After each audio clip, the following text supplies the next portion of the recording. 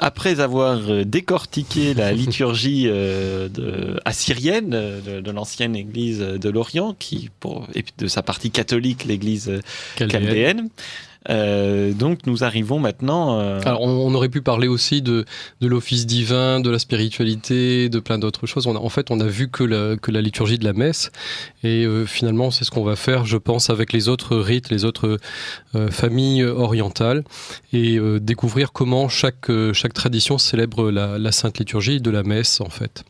Donc mais après, si un jour on peut passer à l'office divin, à l'année liturgique, on a le temps. Hein, c'est la chance que nous avons sur les ondes de Radio Courtoisie. Tout à fait.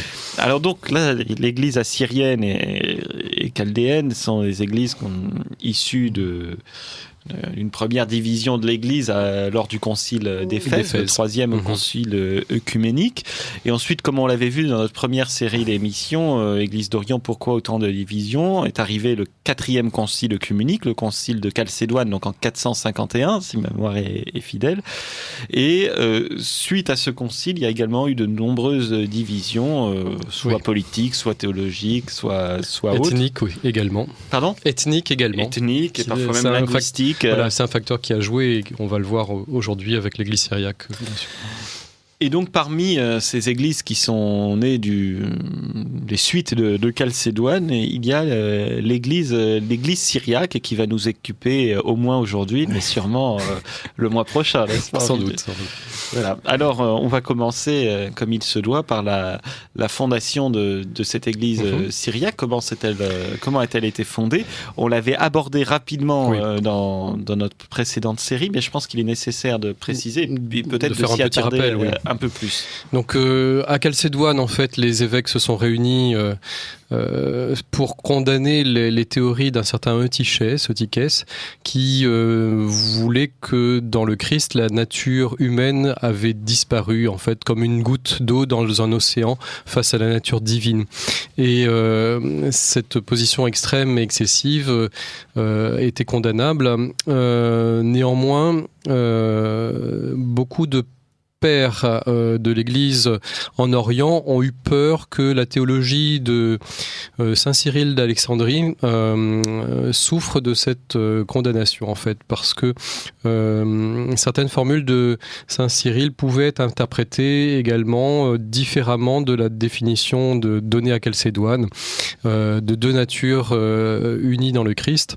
Et donc ces églises vont pas professer le monophysisme effectif de Eutychès, mais vont avoir des positions un peu plus tranchées. En tout cas, elles vont se réunir sur le refus du concile de Chalcédoine. Et les opposants du concile de Chalcédoine, il y en a un peu partout dans l'Empire d'Orient, à cette époque, au 5e siècle. Et selon les révolutions de palais à Constantinople, l'empereur va être plutôt favorable au parti chalcédonien ou parfois plutôt favorable au parti anti-chalcédonien. On avait vu que souvent les querelles entre les églises, c'était d'abord des querelles internes à l'Orient, qui finalement Rome y était assez peu mêlé, et souvent encore plus des querelles internes à Constantinople et au palais impérial. Oui. Et parfois des partis en présence dans la capitale de Constantinople et qui pouvaient s'affronter et être concurrents dans l'hippodrome. Enfin bon, donc tout ça nous éloigne parfois un peu de la théologie pure. En tout cas, il y a d'autres considérations qui, hélas, ont divisé les chrétiens et il ne faut pas les oublier. Donc ce serait un peu un abus de considérer ces églises qui ont refusé Chalcédoine comme des églises monophysites. On parle en général de miaphysisme pour indiquer une forme adoucie du refus théologique de Chalcédoine. Lesquelles, en fait. Voilà. Peut-être que certaines sont plus monophysites que d'autres. Ce qui m'avait semblé qu'en Éthiopie... Oui, alors après, les clercs sur place sont pas toujours non plus très au fait de certaines nuances et parfois peuvent tenir des positions qui peuvent être un peu surprenantes même vis-à-vis de la doctrine officielle de leur église. Mais en tout cas, il y a des querelles dans le patriarcat d'Antioche assez importantes puisque à la suite de Chalcédoine, il va pas cesser c'est d'avoir une alternance de patriarches sur le siège d'Antioche qui vont être tantôt chalcédoniens, tantôt anti-chalcédoniens. Et ça va durer jusqu'au début du VIe siècle avec Sévère d'Antioche, qui est le dernier grand patriarche qui refuse Chalcédoine. Et par ailleurs, un très grand auteur théologique, un grand compositeur d'hymnes. Pour que les d'hymnes. auditeurs de Radio Courtoisie comprennent bien, il était patriarche d'Antioche, il était Chalcédoine, mais il était encore reconnu, il était encore en communion avec Constantinople. Il a été déposé à peu près 3 ou 4 fois, à chaque fois il est revenu sur son trône, et puis il a fini en exil en Égypte. Et après lui, le patriarche d'Antioche a été systématiquement chalcédonien. Et donc le parti anti-chalcédonien en Syrie a eu du mal, car la plupart de ses évêques ont été successivement éliminés par le pouvoir impérial. Et donc la dissension, le schisme, en tout cas en Syrie, était en voie d'extinction, jusqu'à ce que par des intrigues de palais à la cour impériale, l'impératrice Théodora, femme de Justinien, qui elle était plutôt anti-chalcédonienne parce qu'elle avait été formée en Égypte dans sa jeunesse, va favoriser l'ordination de 2 évêques pour les Arabes ghassanides, c'est-à-dire ces supplétifs arabes de l'Empire byzantin qui sont sur les limes, sur les frontières de l'Empire en Syrie et Jordanie actuelle, disons, et qui sont des chrétiens déjà depuis un certain temps et qui demandent des évêques anti-chalcédoniens. Donc on en ordonne 2, dont Jacques Baradaï. Et pourquoi ? Est-ce qu'on a une idée ? Probablement, là encore, par volonté centripète de se détacher quelque part de la théologie officielle qui avait cours à Constantinople, et du coup de gagner en autonomie, probablement. Enfin, c'est un élément géopolitique qui a dû jouer, entre autres. Et Jacques Baradaï se fait sacrer évêque tout à fait régulièrement. Et c'est lui qui va reconstituer une hiérarchie syrienne non chalcédonienne, qu'on traitera volontiers, nous, catholiques de monophysite par la suite, mais actuellement, on évite d'employer ce terme, car effectivement, la réalité de la théologie de cette église n'a jamais été proprement monophysite.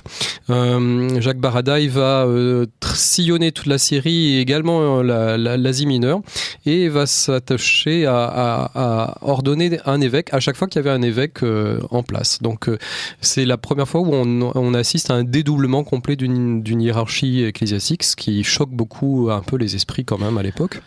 Oui, parce que plus à l'est, là où est née l'église nestorienne, oui. Donc l'église assyrienne, il n'y avait pas d'autres évêques que ceux de l'église séparée. Voilà, c'était les évêques de l'église de Perse, qui étaient sous la domination perse, qui en bloc ont choisi de ne pas adhérer au concile d'Éphèse et de faire sécession avec le reste de l'église et de se couper de le reste de l'église. Mais il n'y a pas eu une hiérarchie qui s'est constituée en concurrence d'une première, en fait. Et ça, c'est une grande première quand même dans l'histoire de l'Église, cette double hiérarchie qui se met en place.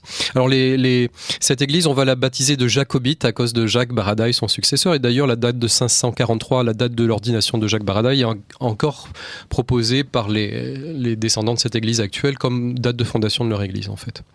Donc, ces églises vont prospérer, ils vont avoir du mal quand même à s'implanter à Antioche même, qui est la grande ville chrétienne de tout l'Orient, la capitale de l'Orient, dans la province romaine de l'Orient, et qui est aussi le premier siège métropolitain chrétien. C'est là où les chrétiens ont reçu leur nom pour la première fois.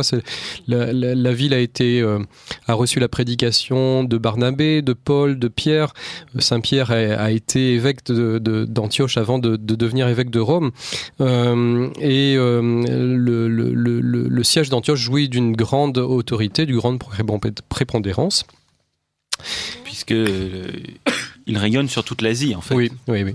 Et les jacobites, les disciples de Jacques, vont mettre plusieurs siècles avant de pouvoir ouvrir une église dans Antioche. Alors, ils auront leur chef qui s'appellera patriarche d'Antioche, la ville de Dieu et de tout l'Orient, mais qui ne pourra de fait jamais siéger à Antioche même.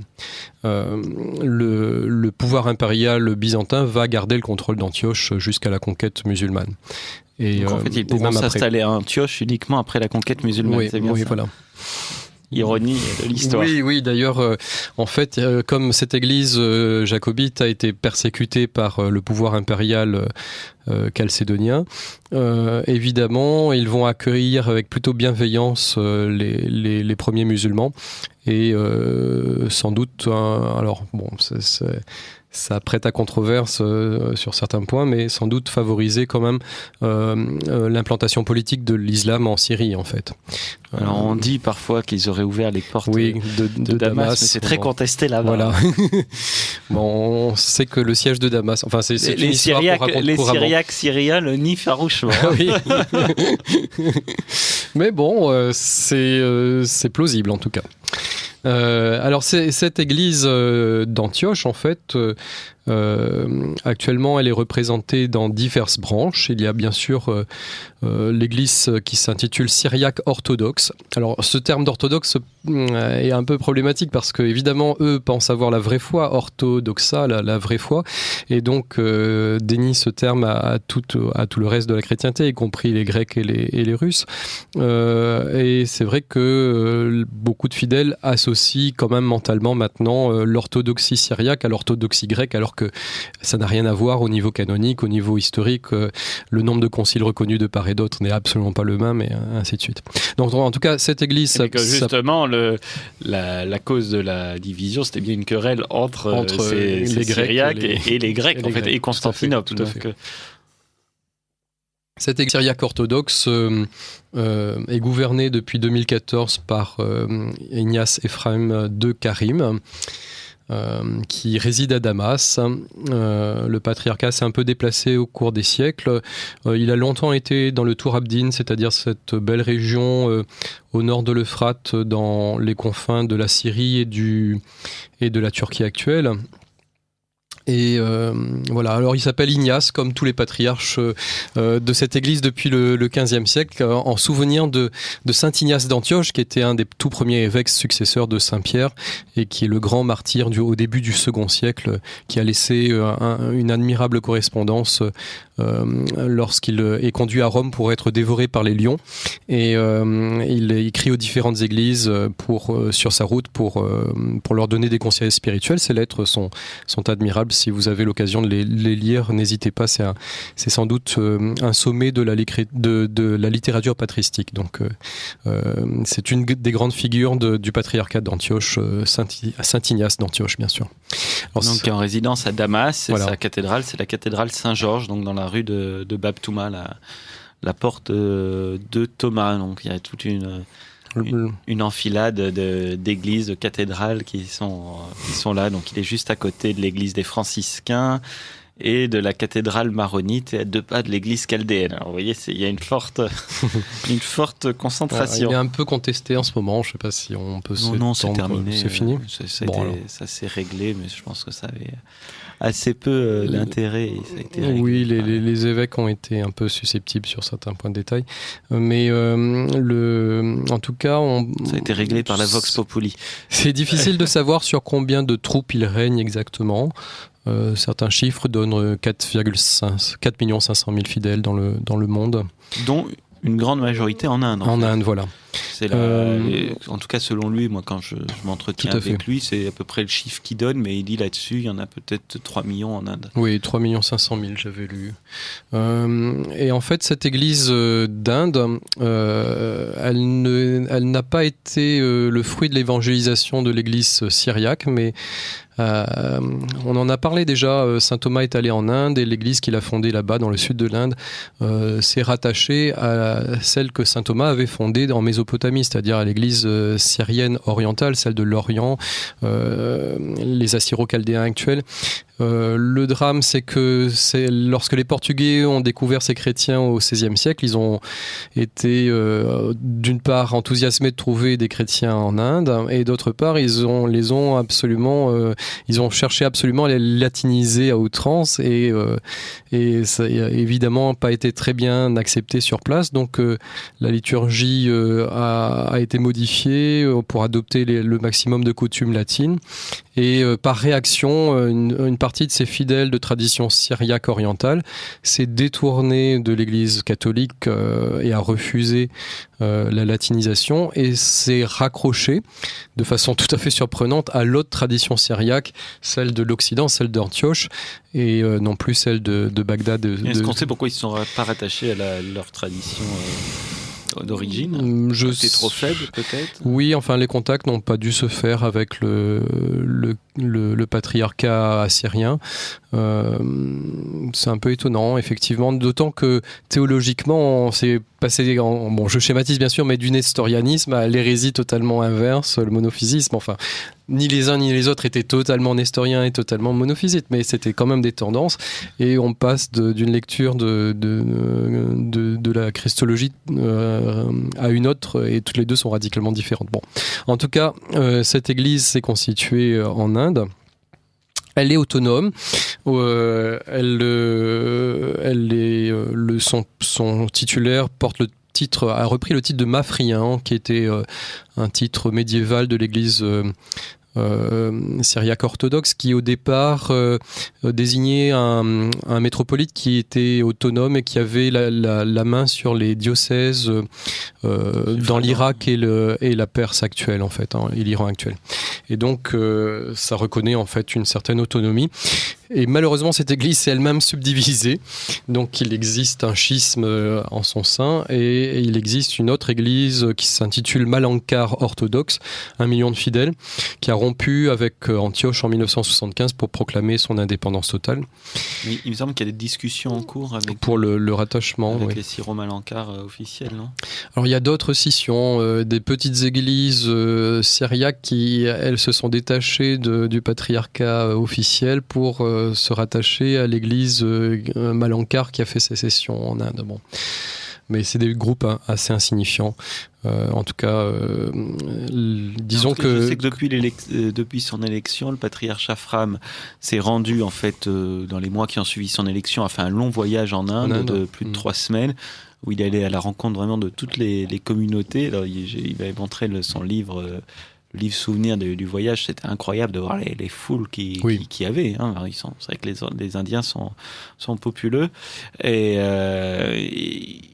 il a eu beaucoup de discussions, alors déjà internes à l'Église, puisque le patriarche précédent est resté très longtemps, était très âgé, affaibli à la fin, et donc il y avait beaucoup de problèmes internes, notamment en Inde, puisque c'est loin de Damas, et puis il y avait notamment avec la guerre, etc. Et donc il s'est beaucoup employé pour mettre fin à ces tensions qui allaient aboutir qui risquaient d'aboutir à une séparation. Et je sais qu'il y a beaucoup de discussions pour réconcilier les deux branches, et que ça ne semble pas complètement désespéré. Notamment, il y avait des excommunications en cas de mariage. Entre membres des deux églises, et ça a été levé, donc on est quand même sur la voie de la réconciliation, et tant mieux, d'autant que cette église en Inde est très dynamique et a une belle un bel élan missionnaire, en fait, non seulement dans le sud de l'Inde, mais ouvre des missions un peu partout dans le pays, y compris dans le nord de l'Inde. Ils sont très dynamiques sur Internet, on trouve beaucoup de ressources. Ils ouvrent aussi beaucoup d'églises dans les pays du Golfe. Alors vous écoutez Radio Courtoisie, le libre journal de la plus grande France de Benjamin Blanchard. Je reçois dans cette première partie Henri Adam de Villiers, maître de chapelle à la paroisse Saint-Eugène dans le 9e arrondissement de Paris, et de la paroisse de la Très Sainte Trinité des Russes catholiques à Paris 16e. Et nous parlons, dans le cadre de notre cycle d'émissions à la découverte des églises d'Orient, nous étudions les églises syriaques ce soir. Alors à côté de cette église syriaque orthodoxe, il existe une branche catholique. Mais alors je voudrais quand même dire encore un mot sur l'église syriaque orthodoxe, parce que oui, l'église indienne est très dynamique, mais l'église, la branche principale, donc en siège à Damas, est également très dynamique, et notamment le patriarche Afram a vraiment fait souffler un vent d'énergie et de dynamisme pour l'évangélisation, pour également le renforcement de la foi dans les fidèles et du sens de l'Église parmi les fidèles. Et il a mis en place également des grandes rencontres annuelles mondiales. Donc ça va être la 3e année cette année pour la jeunesse. Donc la première année c'était au Liban, l'an dernier aux Pays-Bas, et cette année c'est de nouveau au Liban. Et donc il y aura des jeunes syriaques orthodoxes de la diaspora du monde entier qui viendront, bien sûr du Liban et bien sûr de l'Inde. Il y aura une forte délégation indienne également. Et puis également, alors quelques Irakiens, donc ils seront 30 d'Irak qui viendront grâce à SOS Chrétiens d'Orient, donc qui va aider à venir. Et puis également quelques Syriens. Et donc là aussi, c'est très important pour que les Syriaques, les Syriaques se rencontrent, se connaissent, et notamment pour ceux qui sont dans la diaspora, qui gardent un lien avec leurs co-religionnaires qui sont restés dans leur pays, et peut-être un jour penser à un retour si la situation sécuritaire s'améliore. Et puis également, comme pour la Syrie, l'Irak, c'est difficile de les déplacer, notamment à cause du coût. Donc le patriarcat organise des journées de la jeunesse locales, donc en Irak et en Syrie et en Inde aussi, où il y aura des centaines et des centaines de jeunes, et donc notamment en Syrie, ce sera en septembre. Et là aussi, SOS Chrétiens d'Orient va prendre part à une part matérielle dans cette organisation. Et puis également, on pense qu'on est en train de voir pour peut-être un témoignage de Français qui viennent s'installer en Syrie, etc., pour montrer aux jeunes qu'il n'y a pas toujours que le chemin inverse. Et tout ça pour dire que cette église se préoccupe beaucoup de sa jeunesse, et puis notamment à travers des écoles. Il y a énormément d'écoles qui sont construites, de centres de catéchèse, d'activités pour les jeunes, et c'est vraiment quelque chose qui importe beaucoup au patriarche Afram, c'est l'encadrement de la jeunesse et l'éducation religieuse de la jeunesse. Voilà. Donc maintenant, nous allons parler des branches catholiques. La branche catholique, oui, bien sûr, qui est plus modeste, en nombre en tout cas. Je crois qu'elle doit tourner autour de 150 000 peut-être fidèles. Oui, 200 000 peut-être. Bon. Son patriarche est aussi patriarche d'Antioche, la ville de Dieu, et de tout l'Orient. Son titulaire est Mor Ignace Joseph III Younan, qui réside au Liban. Près de Beyrouth. Près de Beyrouth, à Charfé. Exactement. Qui est un grand couvent. Très bel endroit. Avec des trésors de manuscrits syriaques qui sont conservés là de façon assez ancienne. Alors c'est une petite communauté qui est née assez récemment, qui a son origine à Alep, car les premiers syriaques orthodoxes à vouloir devenir catholiques étaient à Alep. En fait, ce sont des missions capucines et jésuites au XVIIe siècle qui a déterminé ces chrétiens à vouloir devenir catholiques. Et puis il y a eu quelque chose d'assez fameux à la fin du XVIIIe siècle. Le synode des évêques syriaques jacobites a élu son patriarche, ils ont choisi l'archevêque d'Alep, et celui-ci, juste après son élection, annonce qu'il devient catholique. Et alors ça s'est pas très très bien passé. Mais à partir de là, en tout cas, date l'établissement définitif de cette église. Alors donc cette église est présente bien sûr au Liban, en Syrie également, et puis en Irak, donc notamment dans la plaine de Ninive, et notamment la ville de Karakosh, qui est vraiment le grand centre syriaque catholique, où 80% de la population, avant l'exode de 2014, suite à l'invasion de Daesh, 80% de la population était syriaque catholique. Et c'est pour ça que pour les syriaques catholiques, c'est extrêmement important de pouvoir revenir à Karakosh, puisque c'est leur seul lieu de peuplement cohérent, on va dire. Oui, traditionnel. Donc il y a 2 évêques pour l'Irak, donc l'archevêché de Bagdad, de Basra et de tout le Golfe, donc qui est en siège à Bagdad. Il y a l'évêché du Nord, donc de Mossoul, Karakosh et tout le Kurdistan. Et puis, il y a 4 évêchés en Syrie, donc Assaké pour le nord-est, Alep, Homs, Hama et Nabek, et enfin Damas. Et puis également quelques évêchés au Liban, et puis enfin la diaspora, bien sûr, comme toujours, et notamment comme à Paris. Comme à Paris, avec Saint-Éphrem, le Syriaque. Saint-Éphrem, le Syriaque, qui est 17 rue des Carmes, dans le 5e arrondissement de Paris. Si vous voulez découvrir cette liturgie dont nous allons parler, n'hésitez pas. Je crois qu'elle est à 11h le dimanche. Et puis vous avez également, si vous le souhaitez, les Syriaques orthodoxes, dits jacobites, qui sont alors là au nord de Paris, à Montfermeil. Et donc la liturgie est à 10h, je crois, tous les dimanches. Très bien. Ce qu'on disait dans les émissions précédentes, pour les auditeurs de Radio Courtoisie qui sont parisiens, ils ont la possibilité de découvrir on a absolument toutes les traditions liturgiques, de faire un voyage dans le temps et autour du monde sans quitter Paris et l'agglomération. Et je crois qu'il y a également des églises syriaques en Inde, des syriaques catholiques en Inde. Oui, mais qui sont totalement séparés du patriarcat de Beyrouth. De Beyrouth, oui. Oui. Est-ce que vous pouvez nous en dire plus? Je me demande même s'il n'y a pas une tentative de créer une église anglicane Malankar en Inde en détachant des Syriaques jacobites pendant le temps de la domination anglaise, quelques fidèles. Mais la situation du sud de l'Inde est un peu inextricable parce qu'on a des dédoublements d'églises les unes à côté des autres et c'est une chrétienté malgré tout en pleine efflorescence qui est maintenant majoritaire au Kerala et qui commence à essaimer un peu partout dans le pays en fait. Donc les Malankars, ce sont ceux qui sont rattachés aux jacobites. Voilà. Et il y a des Malankars catholiques. Voilà. Donc en Inde, traditionnellement, la liturgie, c'était la liturgie syriaque orientale, c'est-à-dire la branche de Mésopotamie. Et à partir du moment où... il n'en reste plus. Il en reste. Alors, il en reste des catholiques et plusieurs églises, à nouveau, plus ou moins rattachées, rattachées à l'église d'Orient, ou plus ou moins autonomes. J'ai plus en tête leur titulature officielle, mais c'est pas grand chose en fait. La plupart d'entre eux sont catholiques. Donc c'est l'église du Malabar. Et les Malabars sont donc de rite syriaque oriental, tandis que les Malankars sont de rite syriaque occidental.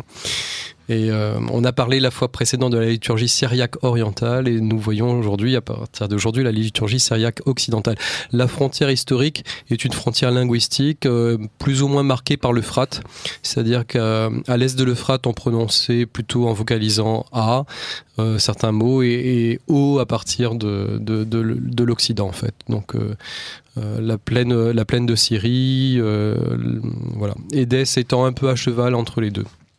Voilà, et donc là on a vu une église syriaque dite orthodoxe ou jacobite, donc en siège à Damas, avec une branche en Inde, donc les Syro-Malankars, elle-même avec parfois de multiples divisions, et une petite branche catholique, syriaque catholique, en siège à Charfé au Liban, et avec également une branche Malankar catholique en Inde. Et on va également seulement mentionner, puisque ça sera l'objet d'une émission ultérieure, l'église maronite, qui est catholique et qui est de tradition syriaque, mais qui a une histoire tout à fait particulière, donc on ne va pas traiter, et puis même une liturgie un peu différente, avec quand même des points communs bien sûr, mais donc qui a eu son évolution propre. On ne fait que la mentionner pour ne pas les oublier, mais on renvoie les auditeurs à une émission ultérieure. Alors donc là vous avez un aperçu des églises actuelles et de leur organisation. Est-ce que vous pouvez nous parler de l'organisation des lieux de culte? Alors les églises dans cette tradition syriaque ont conservé en fait des éléments très anciens et qu'on retrouvera dans bien d'autres traditions chrétiennes évidemment. Il y a une division un peu trinitaire du bâtiment. En général, on aura toujours une nef centrale et deux bas-côtés. Et surtout, une autre division importante, c'est que l'espace va être divisé en trois parties bien marquées. Le sanctuaire, où a lieu le sacrifice. Le chœur, qui est placé devant le sanctuaire. finalement ce qu'on connaît dans l'Église occidentale. Si vous regardez le cœur de nos cathédrales, on a le sanctuaire au fond, et avec quelques marches pour monter au maître-autel, et puis le chœur avec les stalles des chanoines devant, et la nef où se tient le peuple devant le chœur en fait. Dans le sanctuaire, on a toujours en général 3 autels. Le maître-autel principal que appelle Tronos, un mot grec. En fait, ils ont conservé pas mal de terminologie grecque. Donc le trône pour dire la messe. C'est amusant puisqu'ils étaient un peu persécutés par les Grecs. Oui. Mais à l'origine, en fait, la distinction, enfin on pourra en reparler, mais le bilinguisme grec et syriaque, grec-araméen, n'était pas fondé sur les divisions théologiques. Donc, il pouvait y avoir des anti-chalcédoniens grecs et des chalcédoniens d'expression araméenne. Mais et donc il y a beaucoup d'expressions grecques. Encore un exemple. À Maloula, oui. en Syrie, puisque ce village, tout le monde parle araméen. Mm-hmm. Et d'ailleurs, l'araméen plus proche de l'araméen originel que des dialectes syriaques occidentales ou orientales, alors même qu'ils ne sont pas du tout syriaques, ils sont tous grecs, soit orthodoxes, soit catholiques. Oui. Enfin, ils sont melkites, c'est-à-dire qu'ils sont fidèles au pouvoir du roi, c'est-à-dire le roi de Constantinople, l'empereur byzantin. Et donc, on a un autel principal pour la messe, et puis à droite et à gauche de cet autel, on va en général trouver 2 petits autels qui sont des sortes de crédences et sur lesquels on va poser les vases sacrés, les livres liturgiques et éventuellement. Ce qui est intéressant, c'est que le maître-autel, le Tronos, est surmonté toujours d'un baldaquin avec 4 colonnes, comme à Saint-Pierre de Rome, comme à Saint-Jean-de-Latran, comme à Sainte-Marie-Majeure. En fait, ce baldaquin, c'est une disposition primitive. Voilà, c'est une disposition primitive des premières églises, et les églises syriaques sont restées fidèles à cette obligation. On avait aussi un baldaquin dans Sainte-Sophie, par exemple. Si vous allez dans des vieilles églises antiques, comme à la basilique Saint-Ambroise de Milan, le maître-autel est toujours surmonté de ces 4 colonnes, de cette petite construction qui a pour but d'honorer l'emplacement où a lieu le saint sacrifice de la messe. Il en reste des choses dans le rite occidental. Par exemple, à Malte, on place plus vraiment des baldaquins, mais on garde toujours au-dessus du maître-autel on suspend une construction.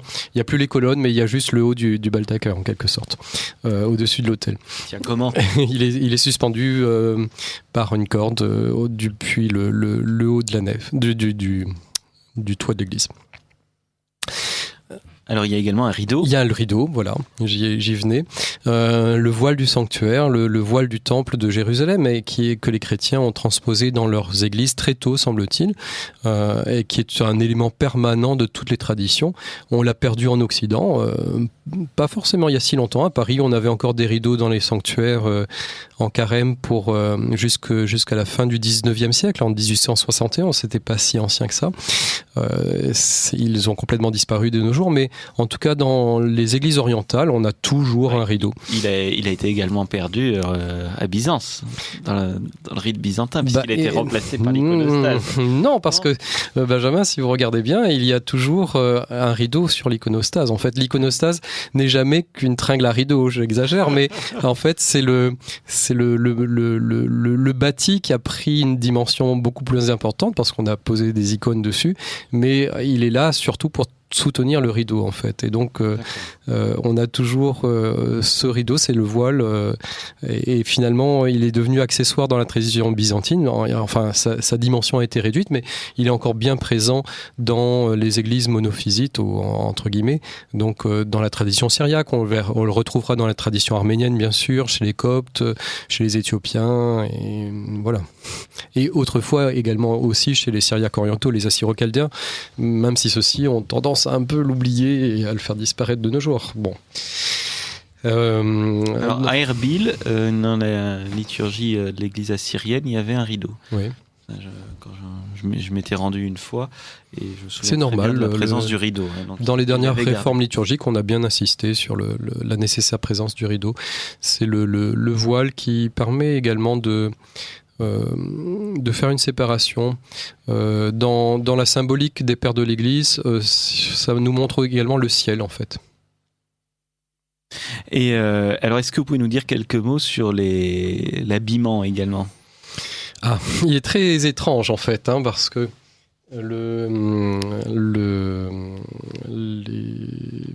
les prêtres syriaques ont des capuchons sur la tête qui sont un peu étonnants et qu'on ne retrouve pas vraiment dans les autres traditions. Ça leur est un peu propre. On retrouve chez les Coptes ce capuchon oui. avec les croix. Oui, tout à fait. Mais outre le capuchon avec les croix que les moines portent, il y a encore un autre capuchon qui se met pendant le temps de la liturgie. Le vêtement principal du prêtre ressemble beaucoup à la chape latine, en fait. Il porte une étole, des manchettes, une ceinture, comme dans la plupart des rites orientaux. Les différents ministres inférieurs vont être en aube avec une étole qui est portée différemment selon le degré de l'ordre qu'ils ont reçu. Le plus bas degré est celui du chantre, qui n'est juste qu'en aube, et ensuite on aura des sous-diacres, des lecteurs, des diacres qui vont porter différemment l'étole, en fait. Et puis les évêques ont un chapeau très particulier. Très particulier, oui. Les évêques latins sont passés à la mitre latine. Mais les évêques latins.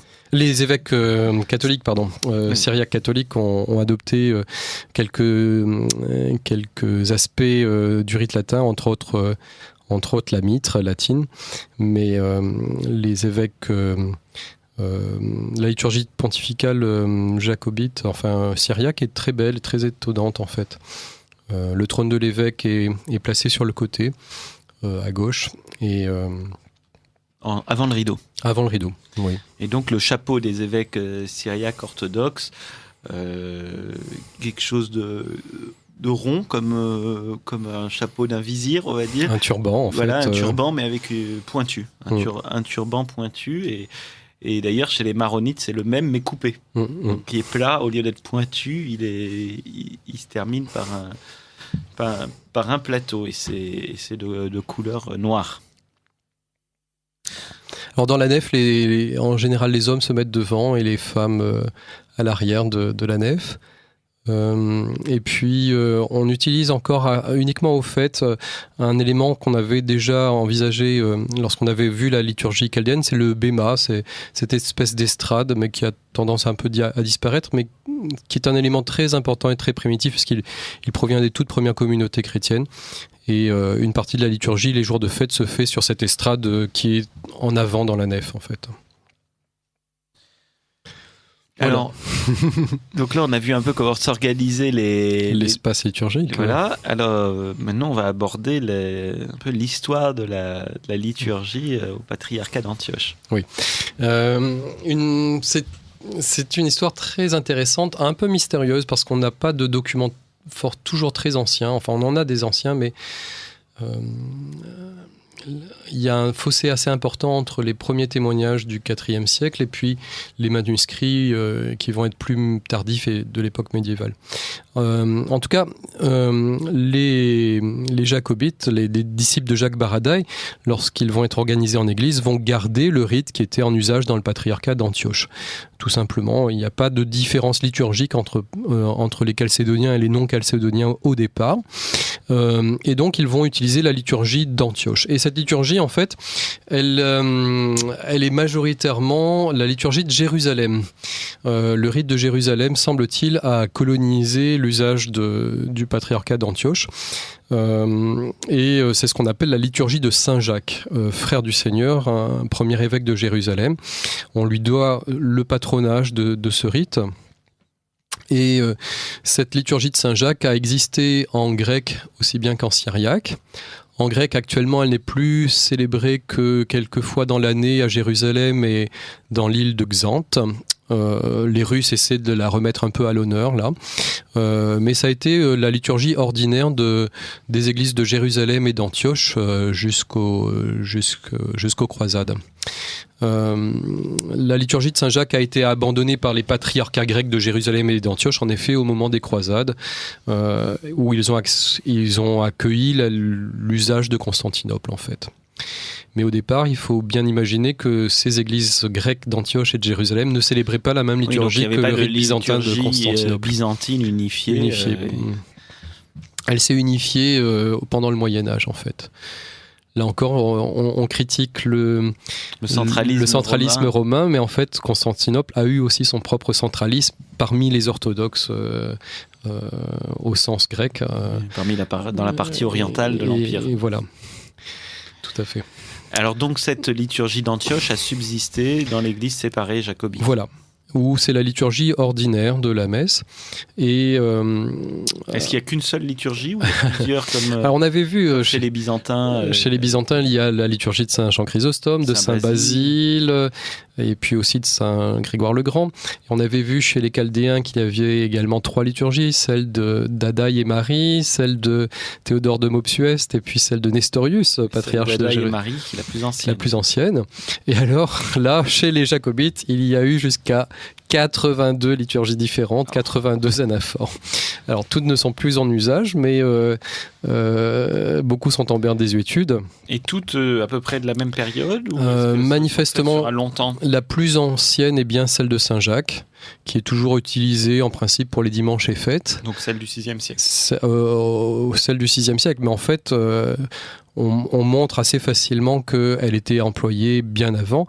Par exemple, lorsqu'on examine les catéchèses que fait Saint Cyril de Jérusalem au IVe siècle, c'est des catéchèses dans lesquelles Saint Cyril parle de liturgie et il se réfère manifestement au texte de la liturgie de Saint-Jacques, qu'il cite ou qu'il paraphrase. Et donc on peut imaginer que cette liturgie est plus ancienne que l'époque de Saint Cyril, et il n'est pas impossible que les plus anciennes formules viennent effectivement de l'époque apostolique.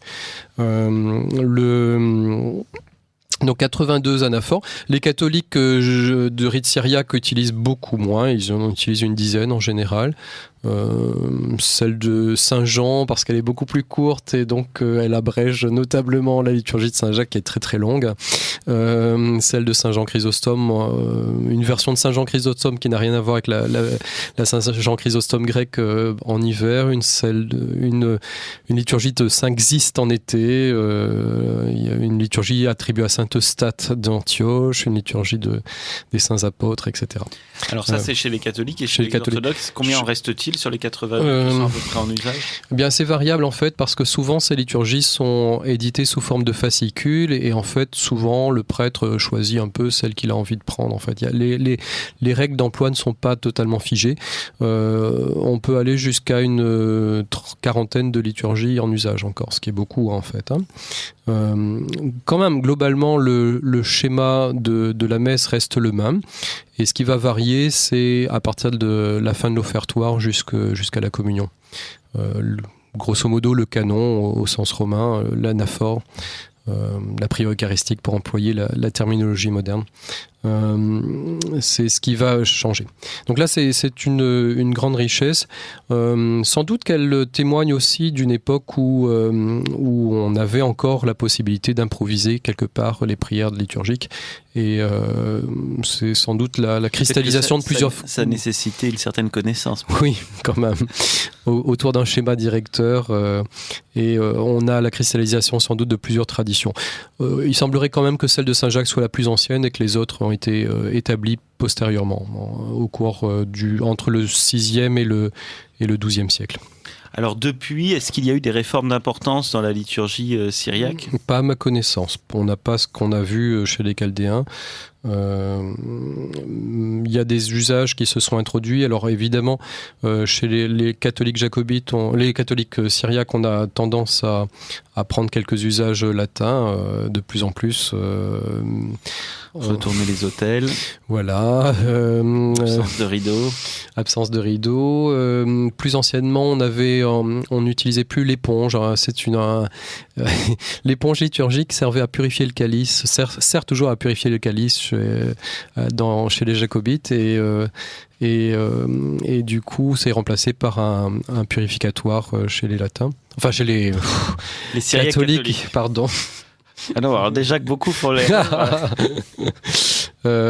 Si en plus vous les induisez en erreur, Henri. Traditionnellement, tous ces liturgies étaient entièrement a cappella. Et l'usage de l'orgue s'est introduit à partir du 19e siècle chez les catholiques et même chez les jacobites ensuite au 20e siècle. Et actuellement, à la place de l'orgue, on a plutôt le synthé qui parfois arrive ou d'autres instruments beaucoup plus modernes et barbares et un peu étrangers à ces traditions vénérables. Mais, puis le micro est arrivé aussi. Le micro, oui. Alors vous écoutez Radio Courtoisie, le libre journal de la plus grande France de Benjamin Blanchard. Dans cette première partie, je reçois Henri Adam de Villiers, maître de chapelle à Saint-Eugène et à la Très Sainte Trinité des Russes catholiques à Paris. Nous en sommes au 3e épisode de notre série d'émissions à la découverte des églises d'Orient. Et ce soir, nous parlons des églises syriaques. Donc nous avons vu un peu brièvement l'histoire de la liturgie dans le patriarcat d'Antioche et donc dans les églises syriaques. Est-ce qu'il y a des différences dans les liturgies en Inde ? Moins de différences à mon sens. La différence est moins marquée entre la façon dont on célèbre en Inde et la façon dont on célèbre en Syrie que la façon dont on célèbre en Inde pour les Malabars qui partagent le même rite avec les Chaldéens et là les divergences sont plus importantes. Le rite reste assez identique. On a introduit quand même un peu le folklore indien peut-être parfois dans les chants et puis certaines parties de la liturgie sont passées du syriaque au malayalam, la langue majoritaire du Kerala. De même qu'en Syrie, ça fait longtemps que aussi bien chez les catholiques que chez les jacobites, on utilise l'arabe non seulement pour l'épître et l'évangile, mais également pour... Ça dépend où. Ça dépend où, voilà. Pas dans le diocèse d'Assaké, au nord-est, où tout est en syriaque. Parce que c'est leur langue vernaculaire en fait. Quotidienne, oui. Et en Irak également, tout est... Alors peut-être pas à Bagdad, mais dans le nord de l'Irak, tout est en syriaque également, que ça soit chez les catholiques d'ailleurs, ou chez les orthodoxes. Et dans la diaspora, on voit maintenant des liturgies syriaques célébrées en anglais intégralement. Ça se fait, bon, voilà. Mais en tout cas, en France, par exemple, à Montfermeil, elle est célébrée ni en arabe, ni en français, mais bien en syriaque. Et d'ailleurs, il faut noter que l'apprentissage du syriaque se fait très bien, y compris chez les jeunes générations, et plutôt plus chez les jeunes générations, et j'ai de nombreux amis syriaques qui ne parlent pas du tout arabe, mais par contre ils parlent très bien syriaque. Et ça c'est un vrai enjeu en fait, parce que avec les bouleversements actuels, on peut craindre pour la survie de cette langue extraordinaire qu'est le syriaque, qui est la langue du Christ, l'araméen. Comme les Syriens disent, ou les Assyro-Chaldéens, Dieu parle notre langue en fait, et quelque part ils ont eu raison puisque l'incarnation s'est faite dans ce substrat araméen, et il faut se battre absolument pour que la langue araméenne soit étudiée, soit parlée, soit employée dans la liturgie, et ne soit pas abandonnée. Enfin, c'est un vrai combat. Pour les auditeurs de Radio Courtoisie qui nous écoutent en Syrie, il y aura cet été une série de concerts de musique liturgique, et justement pour étudier pour montrer aux auditeurs les différentes traditions musicales et liturgiques qui cohabitent en Syrie.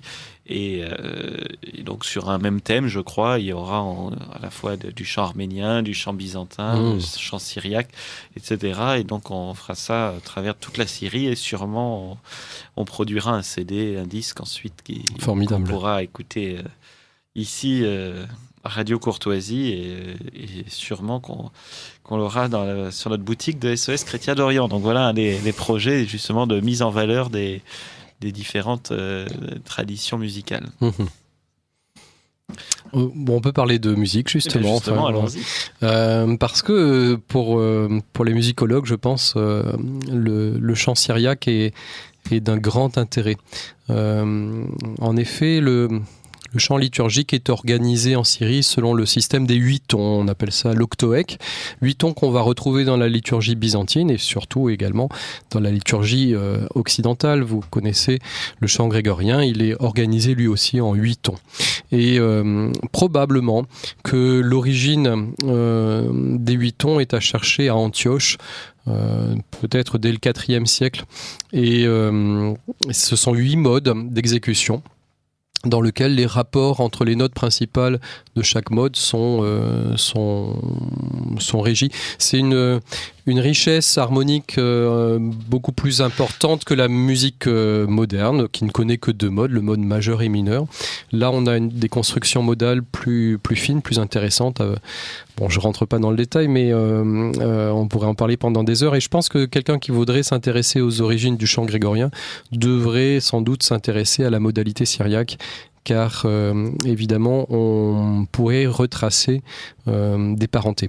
Est-ce qu'on peut, quand vous parlez de finesse avec tous ces modes, etc., est-ce que ça peut se relier avec ce qui existait dans la musique grecque antique, où il y avait, je crois, beaucoup de modes. Non, oui, voilà, c'est-à-dire que la musique grecque antique n'était pas organisée avec le système de l'octoèque, mais en connaissait davantage encore. Parce que en fait j'ai souvenir d'une émission passionnante ici même dirigée par Catherine Rouvier, oui. Sur ce sujet, donc j'écoutais de manière très assidue, mais malheureusement ma mémoire n'est pas si bonne. Je pense que le système de l'octoèque est vraiment un système chrétien au départ, et on peut bien sûr retracer pour certains modes des archétypes antérieurs de la musique païenne grecque, mais d'une part c'est compliqué parce qu'on n'a bien sûr pas d'enregistrement et les témoignages qu'on a sont très reconstitués, mais c'est à mon avis quelque chose d'assez original qui a dû naître en Syrie et qui a joué un rôle fondamental pour l'histoire du rite byzantin et du rite romain en fait, et du rite romano-grégorien.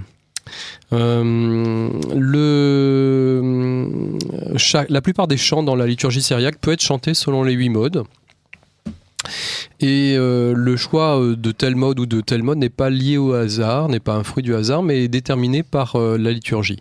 En fait, ça marche comment ? Le cycle commence à partir de 8 dimanches avant Noël, le dimanche de la dédicace, c'est à peu près l'Avent. Et donc chaque semaine, on va employer 2 tons.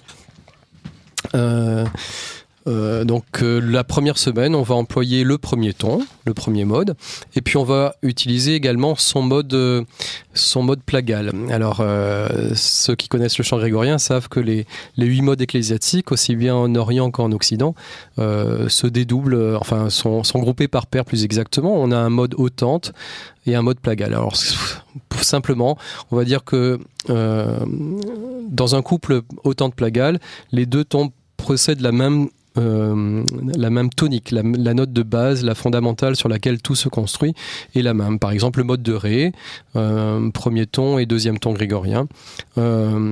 Et ensuite, ce qui va faire la différence, c'est la hauteur de la note dominante, la note qu'on va entendre le plus souvent. Dans un ton hautante, cette dominante est placée plus haut, dans un ton plagal, la dominante est placée plus bas. Voilà. L'organisation des 8 tons est comme à Byzance, c'est-à-dire qu'on a d'abord 1, 2, 3, 4 les 4 premiers tons hautante, puis 5, 6, 7, 8 les 4 tons plagaux. Alors qu'en Occident, on les a comptés différemment, c'est-à-dire que le premier hautante, le deuxième ton et le premier ton en plagal, et ainsi de suite. Bon. Et alors, est-ce qu'il y a cette organisation également dans le chant assyrien ? Non. Le chant assyrien ne connaît pas l'organisation en 8 temps. Donc c'est vraiment propre au patriarcat d'Antioche, je pense. Il n'y a pas du tout d'organisation?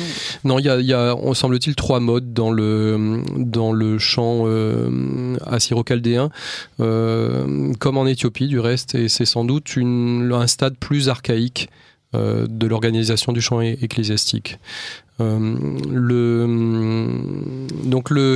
Dans le système syriaque, chaque semaine, on va avoir un ton le dimanche, le ton hautante, et le lundi son plagal. Par exemple, si c'est la semaine du premier ton le dimanche, on aura le 5e ton le lundi, puis le premier ton le mardi, puis le 5e ton le mercredi, puis le premier ton le jeudi, puis le 5e ton le vendredi, puis le premier ton le samedi. Certaines fêtes sont réglées aussi avec un ton particulier. Cette musique est entièrement par chœur, comme en Occident jusqu'au 8e, 9e siècle. On a commencé à devoir inventer des signes pour fixer un peu la mémoire défaillante des chantres. Et la difficulté aussi avec les bouleversements actuels, c'est que dès qu'un chantre meurt, c'est des pans entiers de mémoire qui disparaissent.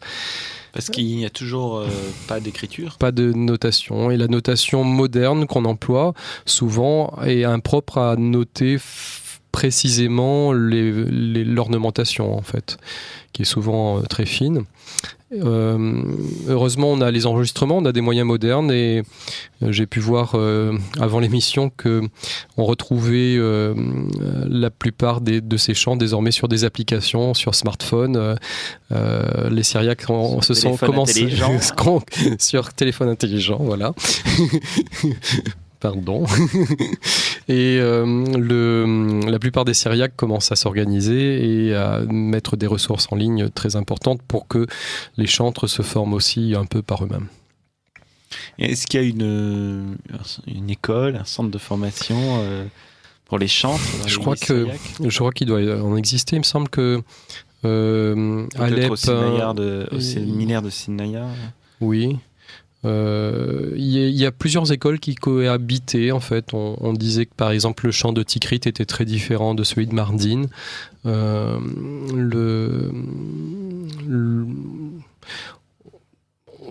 On a l'un des patriarches orthodoxes qui a chanté quasiment tous les chants et qui les a enregistrés. Donc on a une version en ligne d'à peu près 700 chants disponibles. Et c'est une musique intéressante. Elle peut permettre aussi de comprendre le chant grégorien dans ses couches les plus anciennes, probablement. Surtout la notion de rythme, parce que c'est un chant très rythmé. Je pense en grande partie parce que la poésie liturgique syriaque est une poésie rythmée, rimée, et on a des maîtres, les maîtres les plus fameux étant celui de Saint-Éphrem et de Jacques de Sarroug, et la plupart des chants, une fois qu'on connaît le maître, on peut appliquer le ton du jour et chanter même sans avoir besoin de notes finalement. Alors donc, est-ce que cette musique liturgique est restée constante ou est-ce qu'il y a une évolution? C'est difficile à dire puisque évidemment on n'a pas de notation, donc on ne sait pas s'il y a eu des évolutions au cours du siècle. En tout cas, le synthétiseur. Don Parisot, qui est un bénédictin qui a énormément étudié ces chants à la fin du 19e siècle, note que pour lui il n'y a aucune contamination de la musique arabe en fait dans ces chants, et donc les échelles arabes et les altérations classiques de la musique arabe n'y sont pas présentes. Alors c'est sûr que lorsqu'on va écouter quelques pistes, peut-être que ça ne paraîtra pas aux oreilles de nos auditeurs, mais en tout cas c'est ce que constate ce musicologue. Alors est-ce que vous voulez écouter? Alors on va peut-être écouter une première pièce. Da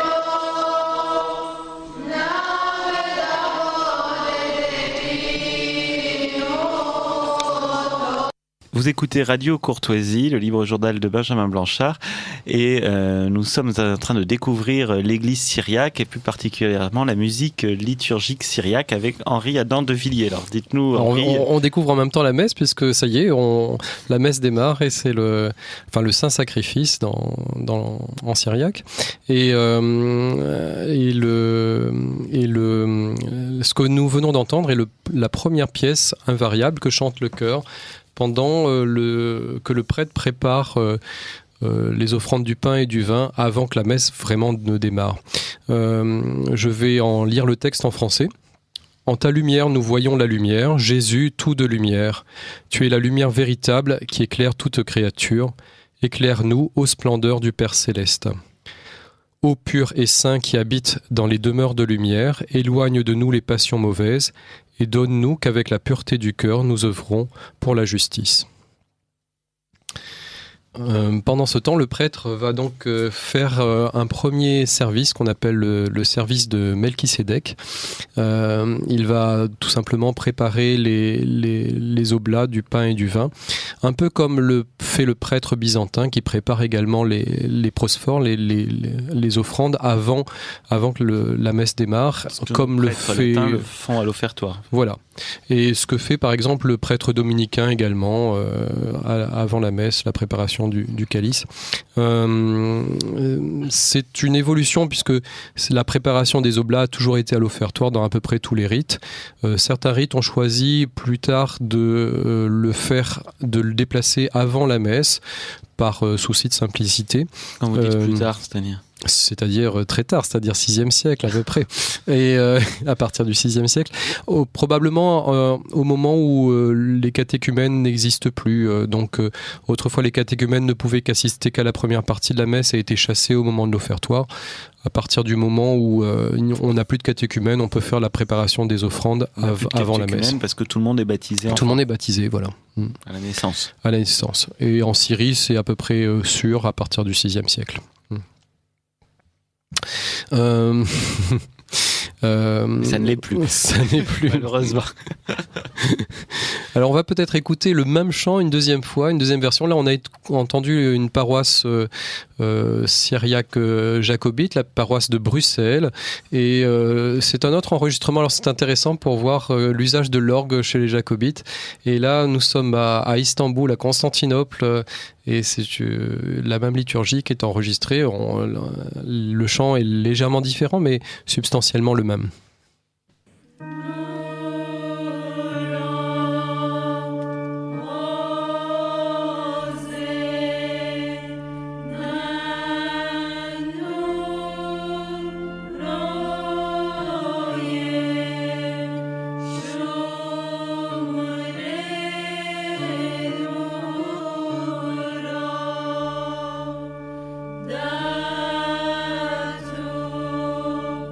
No.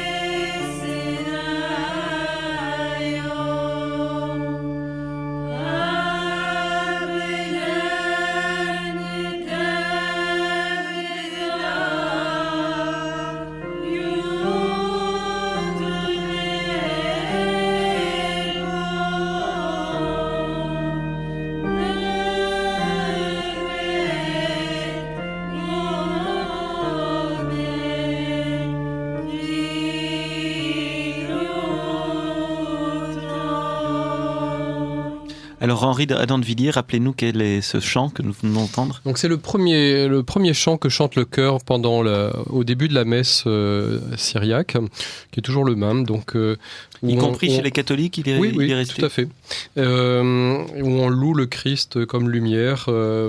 Et en fait, quelque part, c'est l'idée que on va à la messe pour recevoir la lumière véritable du Christ, en fait.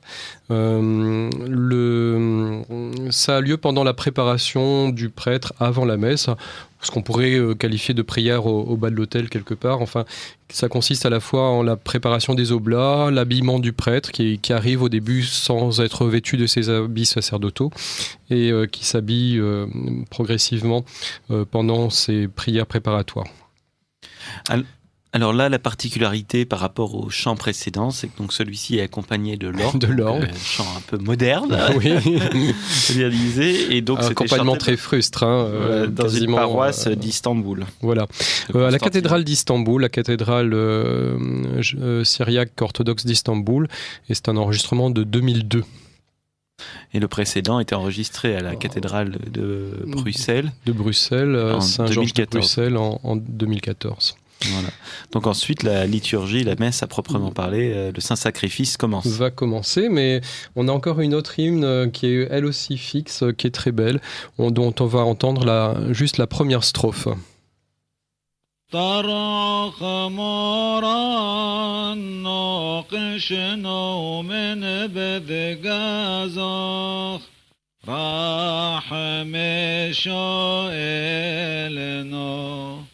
حطايانا دشنا يسطث من روحه هب لي داودي بحطاي وعبر منون ويحب طيب وثوخ. Alors Henri, est-ce que vous pouvez nous donner la traduction de cet hymne ? Oui, c'est donc la seconde hymne que le chœur chante, ou que le prêtre chante, ici c'était le prêtre, à la messe syriaque. Donc là il a fini de préparer les oblats. Il se prépare toujours à offrir le sacrifice, et c'est la même idée qu'on retrouve dans la messe latine, c'est-à-dire qu'on va se reconnaître pécheur, on va reconnaître son indignité avant d'accéder au sacrifice de la messe. Chez nous, on a le confiteor, et là, ça en tient lieu quelque part. Voici le texte qui vient d'être chanté. « À ta porte, Seigneur, je frappe, et de ton trésor, je demande des grâces. Je suis un pécheur qui, pendant des années, ai abandonné ta voie. Donne-moi de confesser mes péchés, de les délaisser et de vivre dans ta grâce. » Alors, le chant est un peu plus long, je vais lire en français les autres strophes. « À la porte de qui irons-nous frapper, Seigneur miséricordieux, sinon à la tienne ? Qui avons-nous qui plaide pour notre ignorance, si ta miséricorde n'intercède auprès de toi, ô roi, devant la majesté de qui les rois se prosternent. Gloire au Père, et au Fils, et au Saint-Esprit. Père, Fils et Saint-Esprit, sois pour nous un mur de protection élevé et un refuge contre le mauvais, qui nous combat, et contre ses puissances. Protège-nous à l'ombre de tes miséricordes, quand les bons seront séparés des méchants. D'éternité jusqu'au siècle des siècles. Amen. Que le chant de notre prière soit une clé qui ouvre la porte du ciel, et que les archanges se disent dans leur rang, comme il doit être doux le chant des terrestres pour que le Seigneur exauce si vite leurs demandes. C'est très beau. Oui. Donc après cet hymne, ce second hymne, démarre la deuxième partie de l'avant-messe, en fait, qui est le sacrifice. Après le sacrifice de Melchizedek, le sacrifice d'Aaron, où le prêtre va lui-même reconnaître son indignité et s'habiller, va revêtir les ornements sacerdotaux. Et en fait, après ce deuxième sacrifice d'Aaron, commence le troisième sacrifice proprement dit, qui est appelé le sacrifice de Jésus-Christ, qui correspond à la messe à proprement parler. Messe qui va suivre le plan de toutes les liturgies chrétiennes, c'est-à-dire un plan en deux parties. Une première partie, la messe des catéchumènes, et comme à Sciences Po, voilà. Et une seconde partie, la messe des fidèles. Donc, plan très classique, une procession d'entrée, des lectures, un offertoire, le credo pour la partie des fidèles, et puis ensuite la prière eucharistique, l'anaphore eucharistique, autrement dit le canon, le pater, la communion et le renvoi des fidèles.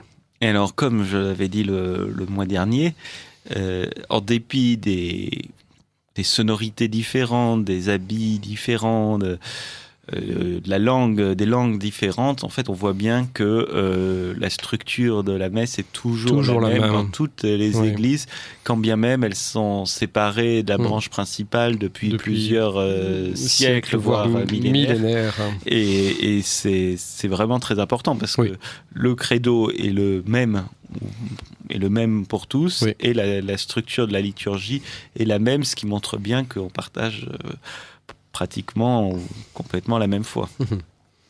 Alors, la messe va s'ouvrir, on a le temps ou Il nous reste 1 minute. Non, alors ce ne sera pas possible, donc ce sera pour la fois prochaine. On commencera la messe proprement dit. Voilà, la donc, fois prochaine. Donc on a juste vu l'avant-messe. Voilà, on a vu un peu le contexte, la fondation de l'église syriaque et son organisation actuelle, et puis sa musique.